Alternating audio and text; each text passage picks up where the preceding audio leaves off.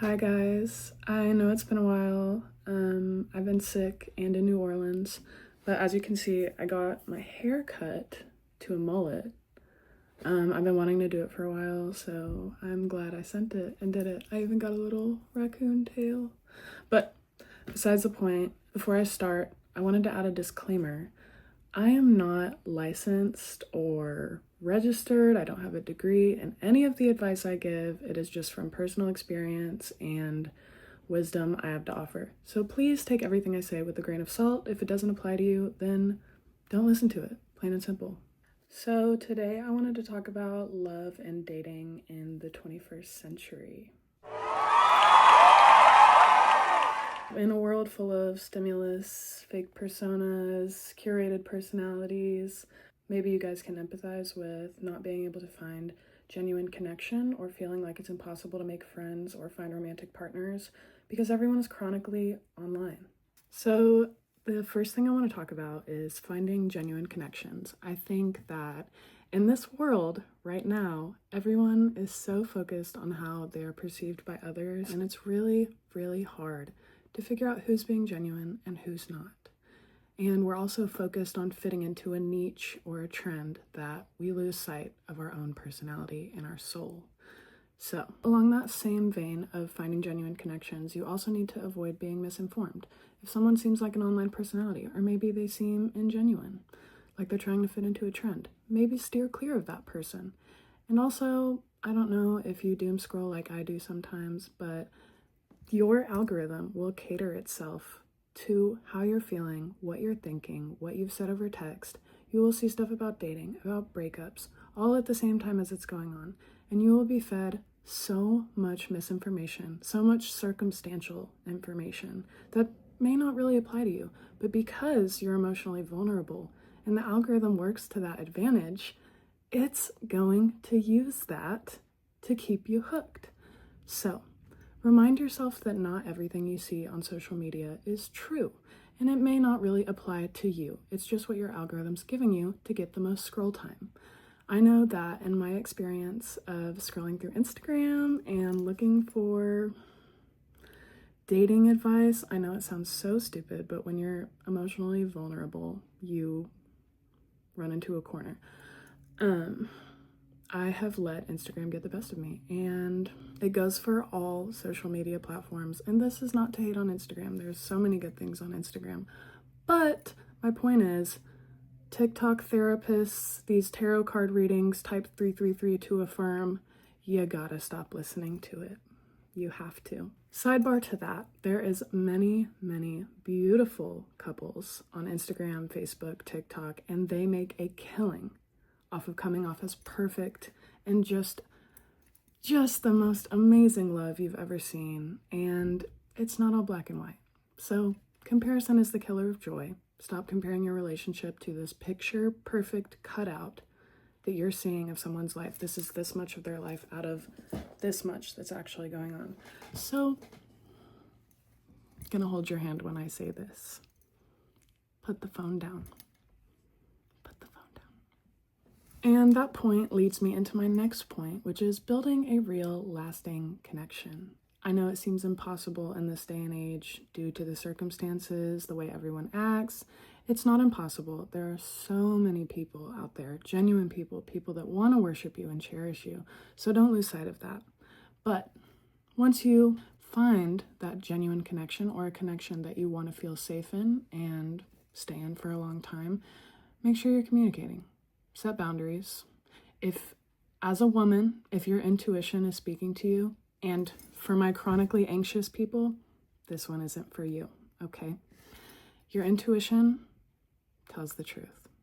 So if that man or that woman, if you feel like maybe they don't love you as much as they say they do, or maybe there's someone else, maybe, think about that one. Why is your gut telling you that? But the unfortunate caveat to that is, like I said, if you're chronically anxious, maybe it's not your intuition talking. Maybe it's fear. Maybe it's anxiety. So make sure you're filtering out what's truth and what's fear.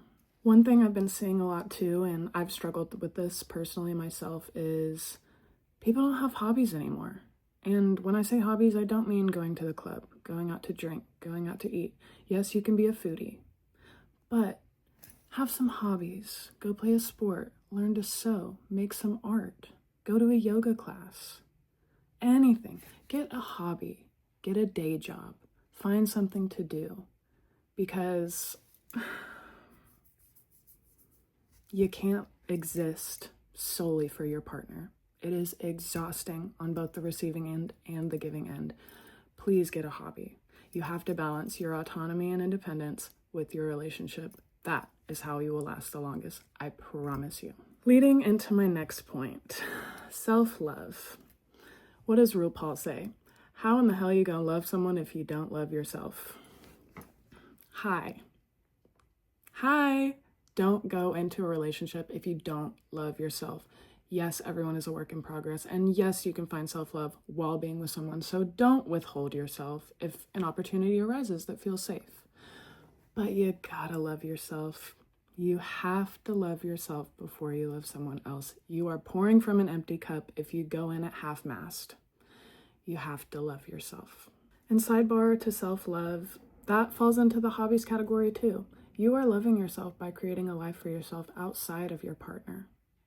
And your partner will love you all the more for it.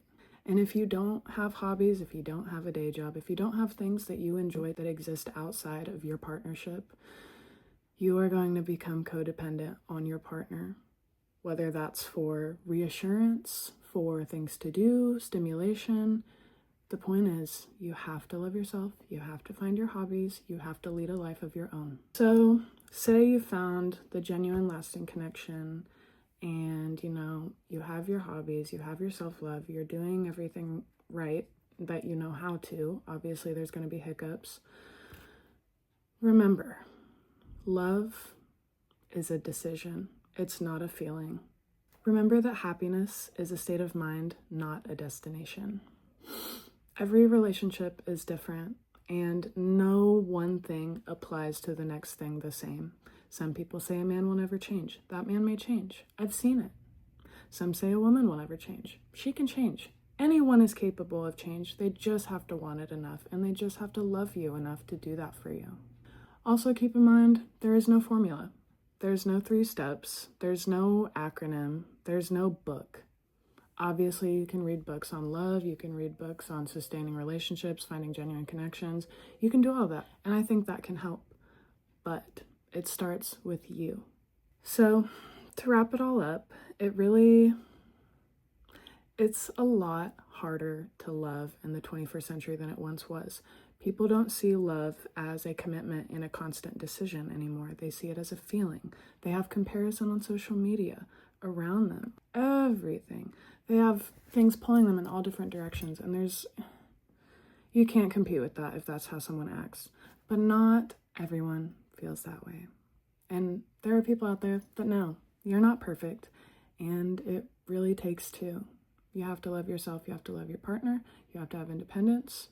And if this sounds exhausting, maybe a relationship isn't meant for you right now, and that's okay. You have all the time in the world too. Let's remind ourselves that if you're watching this, you're probably in the 18 to 25 gap. You have all the time in the world.